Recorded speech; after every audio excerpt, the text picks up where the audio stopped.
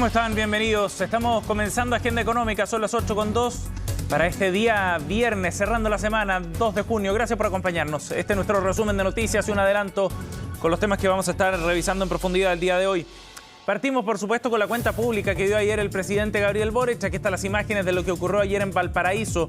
Y el discurso, si bien aborda amplios temas en un discurso extenso de más de 3 horas y media, en materia económica centraba todo en torno a la reforma tributaria, porque muchos de los compromisos que el presidente reafirmó el día de ayer, por ejemplo, la condonación del CAE o el pago de la deuda histórica de los profesores, quedan amarrados a la aprobación de la reforma tributaria. Se necesitan esos recursos, decía el presidente, para poder cumplir con algunos de esos compromisos. Y además adelantaba que a fines del mes de julio ya debería estar presentada en el Senado la nueva propuesta tributaria después del rechazo que sufrieron en la Cámara de Diputados en marzo. Para eso el ministro Marcel está encabezando los diálogos. Ya revisaremos algunos de los detalles y pasajes importantes del discurso y reacciones, por supuesto, también en materia económica.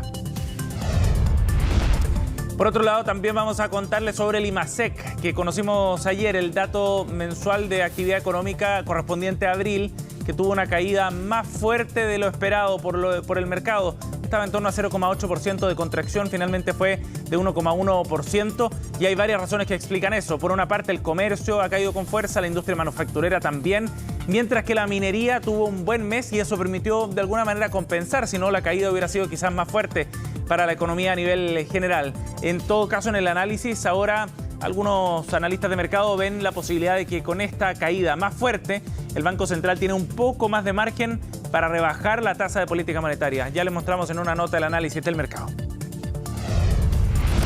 Bueno, dentro de los anuncios que hizo el presidente el día de ayer, uno de ellos tiene que ver con la rebaja de la tarifa de las cuentas de luz de invierno, que establece un sobrecosto a las tarifas normales para evitar un excesivo consumo de energía. Bueno, esta idea fue presentada por un grupo de parlamentarios del oficialismo durante esta semana en La Moneda y el gobierno recogió el guante. De hecho, a través de una vía administrativa van a eliminar esta tarifa con impactos, eso sí, que son variables dependiendo del consumo finalmente de los hogares.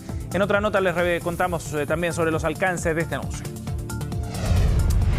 Bueno, y a nivel internacional finalmente se cerró la negociación sobre la posibilidad de elevar el techo de deuda de los Estados Unidos. El Senado ya aprobó esta idea después de que lo hiciera antes la Cámara de Representantes con cerca de 63 votos a favor y otros tantos en contra. De todas maneras se ratifica el acuerdo entre el gobierno demócrata y los representantes del Partido Republicano. Esto permitirá entonces que el presidente pueda firmar esa ley este viernes, hoy mismo, y de esa manera entonces evitar que el gobierno de los Estados Unidos cayera en un escenario catastrófico, así lo proyectaban muchos, de default. Ya les contamos más también sobre esto. Y nos vamos a ver qué es lo que ocurre con las bolsas a esta hora. Partimos la jornada con los resultados de Europa, de Asia también en las bolsas para ver qué es lo que sucede a esta hora de la mañana. Miren, estos son los números con bastante optimismo al partido a esta hora. Los agentes económicos en las bolsas en particular. En Europa, por ejemplo, alza superior al 1% para el Eurostoxx. Para Londres cercano al 1%, mientras que más temprano el Hang Seng tuvo un repunte fuertísimo de 4,02% de crecimiento. El Nikkei en Japón, 1,21% de ganancia para la sesión de este viernes, cerrando la semana entonces con renovados optimismos en el mercado bursátil. Mientras ayer el IPSA tuvo un alza, pero de 0,9%, bastante menor, en línea así con lo que había ocurrido en Wall Street, donde el Nasdaq, por ejemplo, subió 1,2%. El dólar en este contexto está transándose en 802 pesos tras la caída superior al 1% de ayer. Y el cobre está en $3,72 la libra. Datos para partir el día, este viernes 2 de junio. Bien, vamos a comenzar entonces analizando el discurso del presidente Gabriel Boric ayer desde el punto de vista, por supuesto, económico, con la reforma tributaria, como les decíamos, como uno de los asuntos más importantes por la relevancia que tiene para la ejecución de otras medidas comprometidas en el programa de gobierno. Y ahí el presidente Gabriel Boric ponía el énfasis. Ahora se abre un debate respecto a cuánto es lo que podrá recaudar efectivamente esta reforma tributaria y con qué elementos, porque se entiende que será un proyecto bien distinto al presentado en marzo pasado. Los detalles en la siguiente nota. ¿Qué tienen en común estas palabras? Y aliviar la carga de las deudas educativas que parecen eternas, reducir en un 40% los tiempos de espera, tiene una deuda histórica con los profesores generada en dictadura. Todas están directamente relacionadas a la aprobación de la reforma tributaria en el Congreso.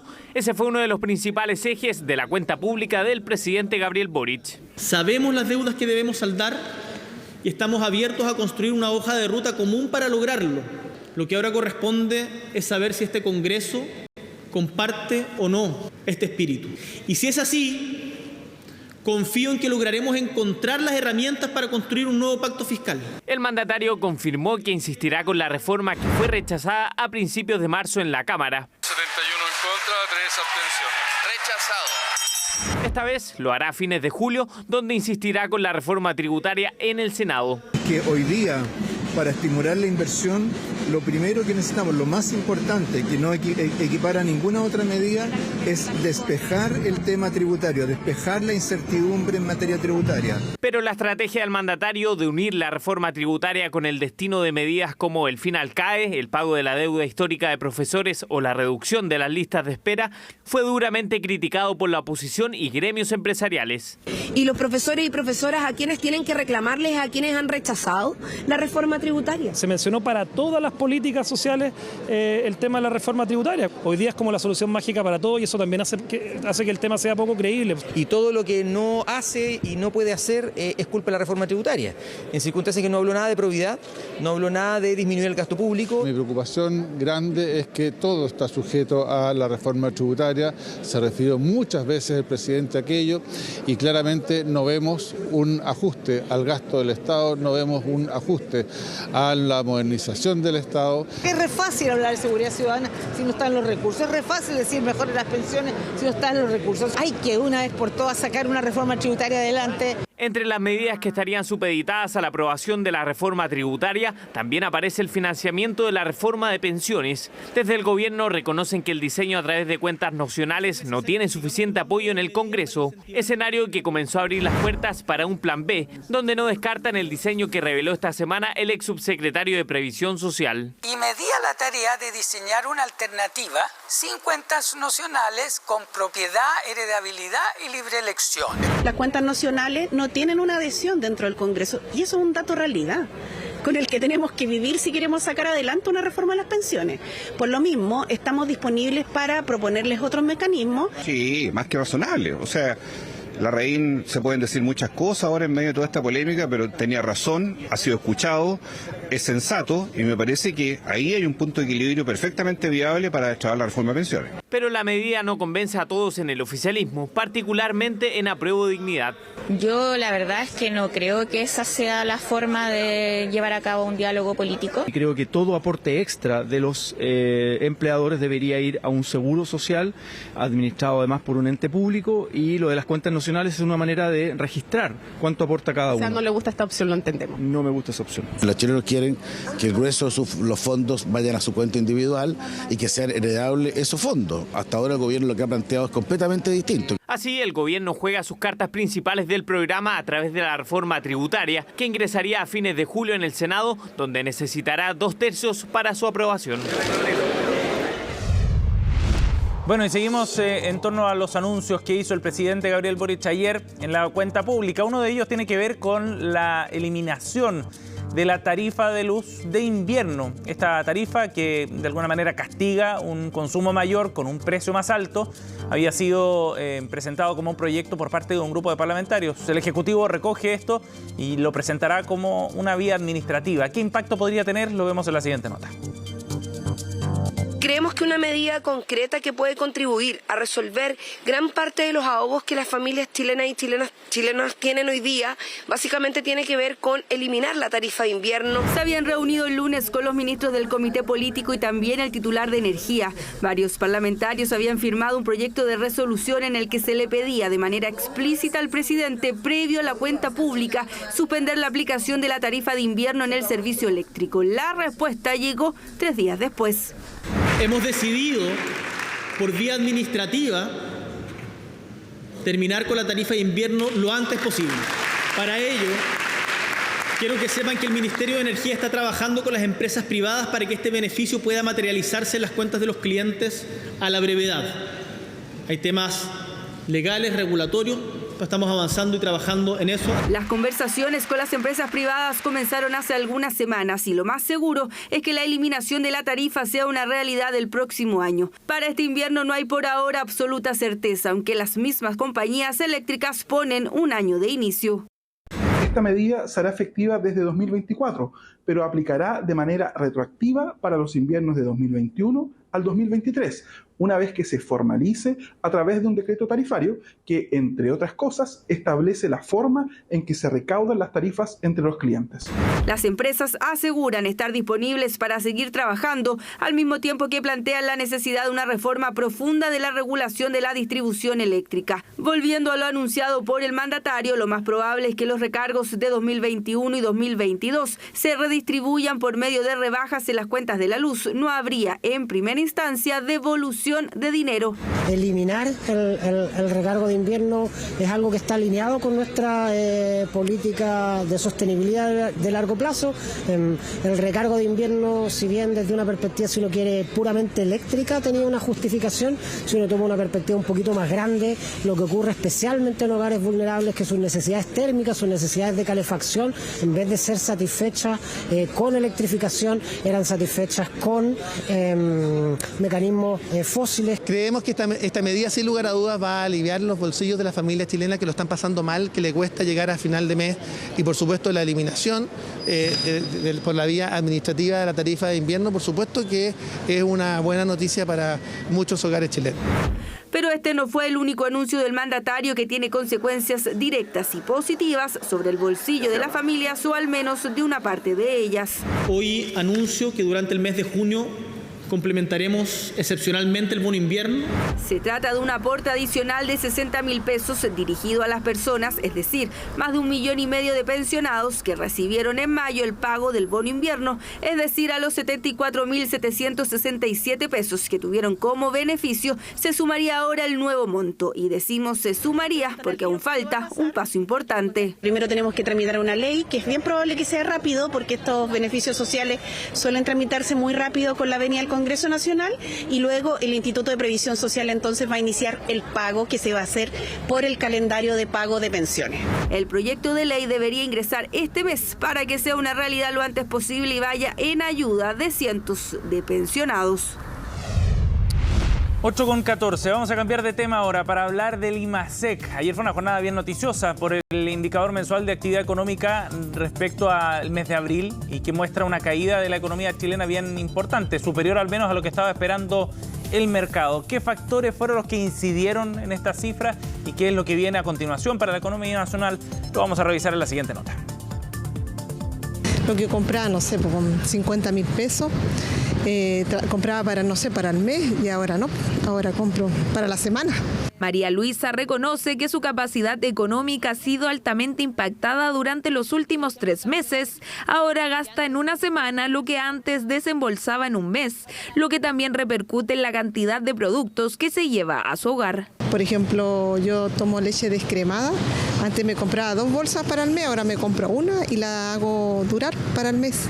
La realidad de María Luisa puede representar a millones de chilenos. Es que las cifras han hablado por sí solas. El índice mensual de actividad económica cayó 1,1% en abril, en comparación al mismo mes del 2022. Una baja mayor a la esperada. El comercio minorista fue el ítem más golpeado, registrándose menores ventas en supermercados, tiendas de vestuario y alimentos. ¿Eso en qué se traduce? Se traduce en otro elemento que ha estado presente y probablemente del cual no se ha dicho mucho, que es el desempleo.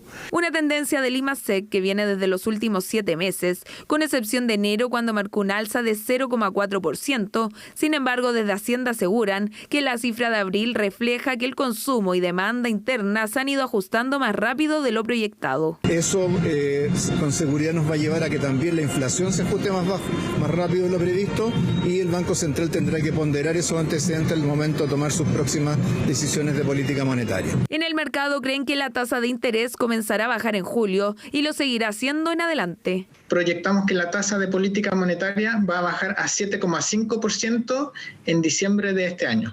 Prácticamente todos los gremios privados esperaban que medidas pro crecimiento y la inversión estuvieran dentro de la segunda cuenta pública del presidente Gabriel Boric, más aún luego del conocido Limasec, pero ambos temas no fueron protagonistas. En la instancia solo se comprometió la inversión de 50.000 millones de pesos para la creación de nuevos empleos. Este año terminaremos de digitalizar los permisos sectoriales críticos para que toda la tramitación sea vía electrónica y una ventanilla única. Y para abordar este problema de raíz, además, en el segundo semestre ingresaremos al Congreso una ley de reforma integral a la tramitación de más de 300 permisos sectoriales.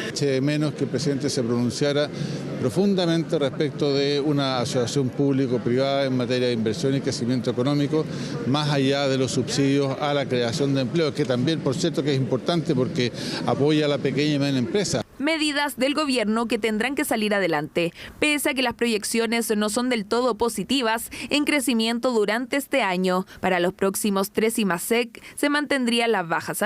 Bien, estamos de vuelta, 8:21, y vamos a analizar la cuenta pública del día de ayer desde el punto de vista económico, por cierto, de los mensajes y del eje que ocupó el presidente también para la cuenta pública, la reforma tributaria. Conversamos de estos temas junto al economista de la Facultad de Economía y Negocios de la Universidad de Chile, Joseph Ramos. ¿Cómo está, profesor? Gracias por el contacto.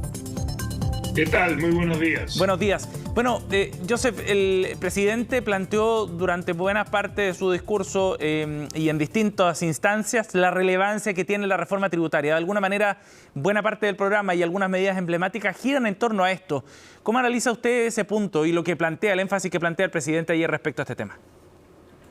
Yo tengo una interpretación un poquito diferente a muchos de los analistas. Yo creo que el planteamiento, mi interpretación del planteamiento es que está diciendo que varios de los programas que tenía en su programa son sujetos a la reforma tributaria, que es evidente. O sea, está mostrando responsabilidad fiscal. Entonces, pienso que él percibe que probablemente no consiga sino la mitad, por así decirlo, de los recursos que tenía contemplado, y por consiguiente va a tener que priorizar, por no decir eliminar, algunos de los proyectos que están. Por ejemplo, yo creo que la condonación de la deuda histórica, probablemente buena parte de la condonación de la deuda estudiantil quede dejado a un lado.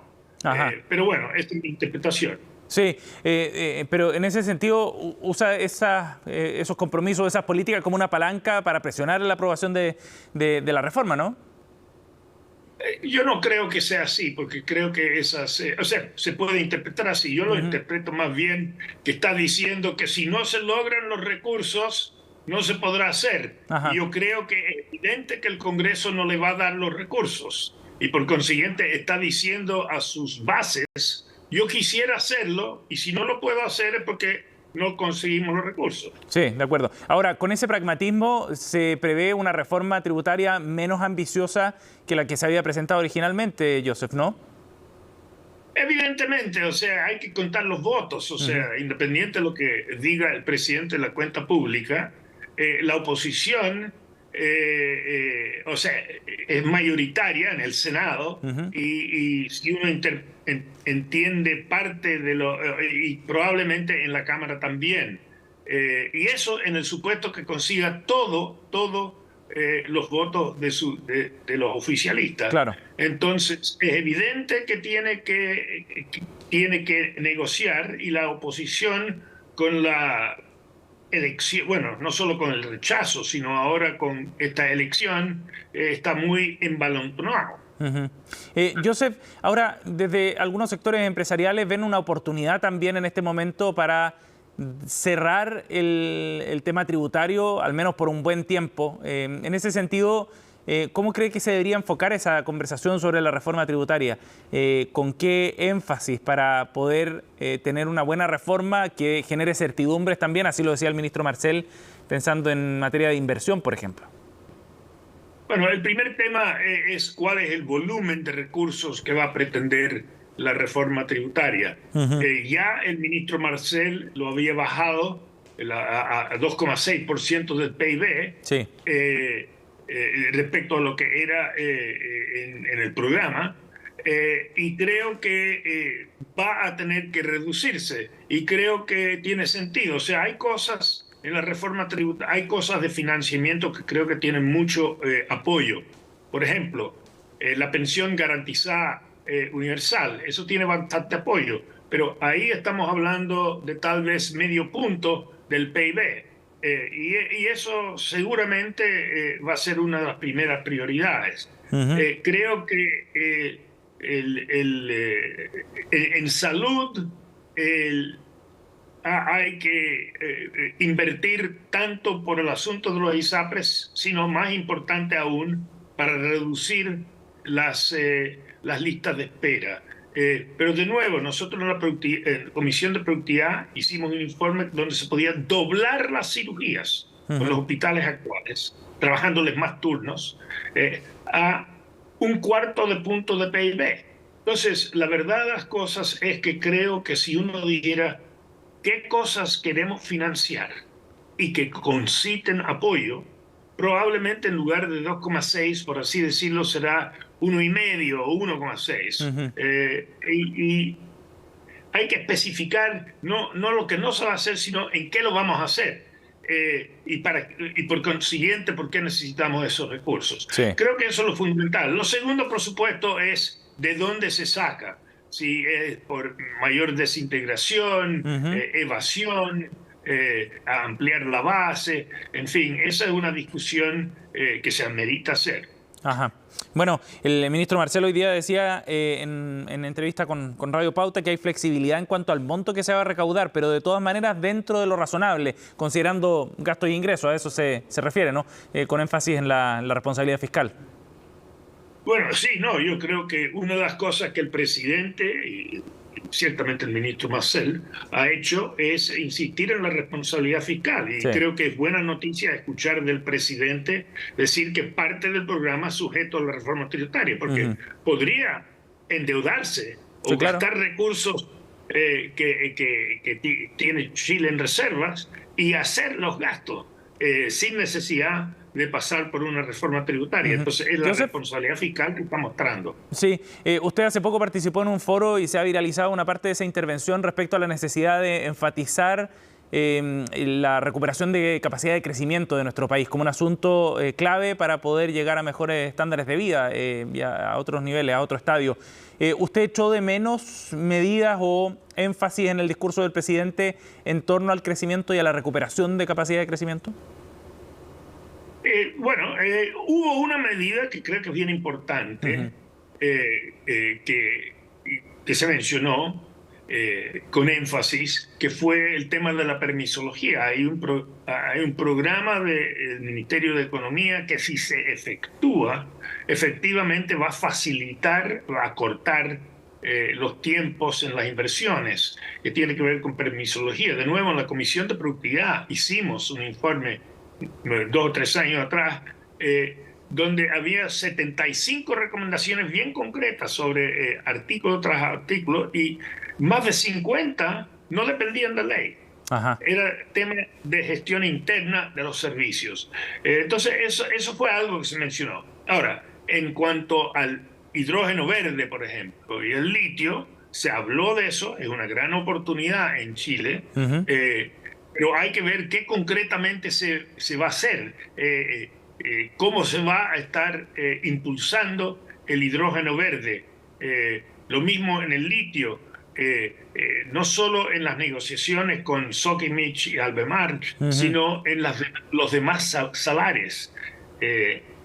Entonces eso es algo que tendría que impulsarse. Joseph, y en ese sentido, ¿qué otros aspectos son los que se deben enfatizar para poder recuperar esa capacidad de crecimiento más grande en nuestro país, más allá de lo que usted ya ha mencionado? Bueno, yo tengo una propuesta que creo que voy a hacer ahora de nuevo. Una de las grandes ventajas que tiene Chile es que es un país de desarrollo tardío, por consiguiente, no tiene que inventar tanto nuevas tecnologías como copiar las mejores prácticas y tecnologías en el exterior. Ajá. Y de hecho, hacer esto fue lo que permitió el milagro japonés, el milagro europeo después del Plan Marshall.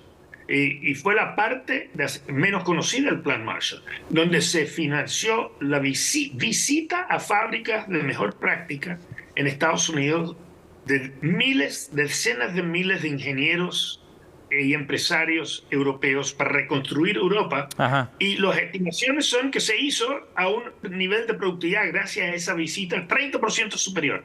Yo propongo que Chile cofinancie visitas de 5.000 empresarios e ingenieros al año a Europa, Estados Unidos y Japón por 3 semanas para visitar fábricas de mejor práctica. Si se hace eso, la mejora en práctica es enorme y el costo es trivial, es 50 millones de dólares al año. Sí. Bueno, interesante medida para un plan más grande, ¿no? Con el desafío de recuperar esa capacidad de crecimiento estancada desde hace un buen rato. Joseph, muchísimas gracias por conversar con nosotros esta mañana. Bueno, muchas gracias. 8:31, cerramos Agenda Económica. En un minuto ya estaremos con Noticias Express acá en CNN Chile.